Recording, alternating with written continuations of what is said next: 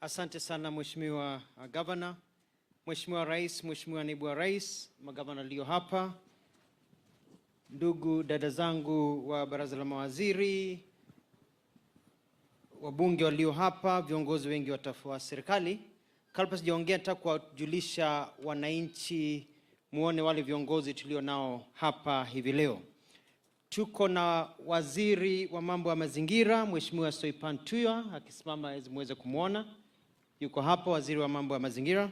Tuko pia na waziri mtoto wenyu wa mambo ya biashara Rebecca Miano yuko hapa.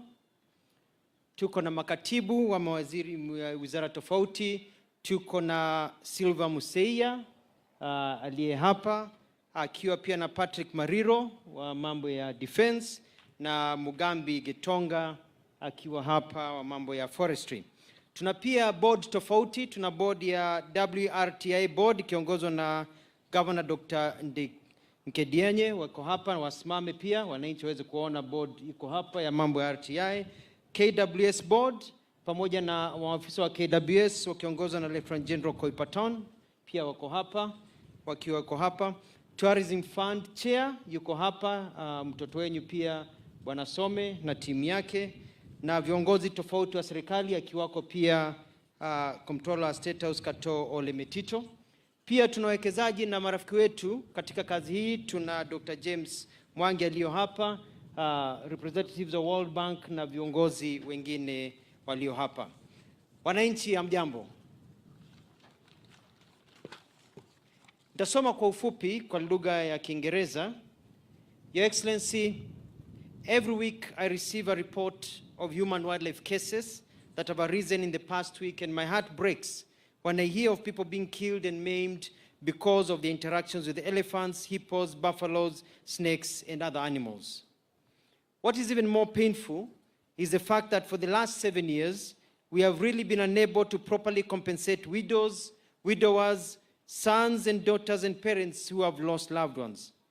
Today, my heart is warmer as we launch this modern digital scheme that will not only accelerate the compensation program, but also enable us to work with others to raise more funds to compensate the affected. Your Excellency, it is better and cheaper to prevent conflict than to compensate. When you appointed me into this position, I embarked on a major mitigation program to protect our people and wildlife. For instance, the fencing program that you launched earlier on is critical to keeping animals in their home and wananchi at their homes. This phase 1 has a budget of 300 million shillings and will be laying 350 kilometers of electric fence. We'll soon be embarking on phase 2 for another 350 kilometers. I like the statements and the sentiments given by Governor Lelit from Samburu. Nataka kuhakikisha kwamba mambo ya corridors tumefactor katika fencing yetu, ya kwamba kuna maeneo ambayo tunaacha ambayo tutakuwa tukifungua ndio wanyama waweze kutembea kwenda ziara zao na kurudi ikiwa ni desturi yao kwa muda mrefu. In addition to the fencing, Your Excellency, we are undertaking construction of water ponds for wananchi and animals. And I want to thank my chairman of the Tourism Committee, Chris Chiambuki, and for the support, because we are digging dams and boreholes for community members, not only for the animals. We are opening up corridors. We are initiating an education program and rapid response by KWS, production and provision of snake venom. Your Excellency, we have tasked the WRTI, Dr. Mondi is here and his team, and we have a program where we want to produce our own snake venom. Hatutaki kusikia kwamba mtu ameuawa na nyoka katika nchi yetu ya Kenya. Tunataka tuweke hii dawa ya kutibu kuumwa na nyoka katika kila eneo la nchi yetu, kutoka kusini mpaka kila mahali. Ndio wananchi ukiumwa na nyoka unajua unaweza kimbia to the nearest health center, unadungwa shindano, haufariki, uweze kuishi maisha kama vile wengine wanaishi kule ngambo. Your Excellency, this is part of your agenda for conservation and protection of our habitat. We want, by the end of this year, not to hear of major cases of human-wildlife conflict anymore. I wish to thank my principal secretaries, the brilliant Ms. Sylvia Museia and the amazing John Ololtua, who we also call our tourist attraction, for their commitment to this vision. I also wish to thank the teams under the ministry for their excellent work. Your Excellency, let me spend just a few minutes to talk about tourism. In the last 2 weeks, I have visited and held critical meetings with the leadership of 11 counties: Samburu, Kitui, Taita Taveta, Narok, Makueni, Kwale, Kiambu, Bungoma, Busia, Kajiado, and yesterday and today with the governor and the teams from Laikipia. I will be visiting other counties because they are all important and vital for tourism and wildlife conservation. Together with the governors and leaders, we have agreed on what needs to be done to grow tourism by improving circuits, identifying new products, and providing a conducive environment to attract and prolong the stay of tourists. Focus has also been on how to ensure local communities, the unemployed youth, women, fathers, and others are empowered as they benefit from tourism as we roll back poverty. Your Excellency, ladies and gentlemen, Kenya is an amazing country, as you aptly put it the other day, Your Excellency. Our beauty is unmatched. Whereas some countries have large deposits of oil and mineral deposits, in Kenya we have tourism as our natural resource. I am convinced, as you are, that we can bring the whole world to Kenya and make a lot of money from tourism and conferencing. We are not just looking at increasing the number of visits, but also the value of tourism.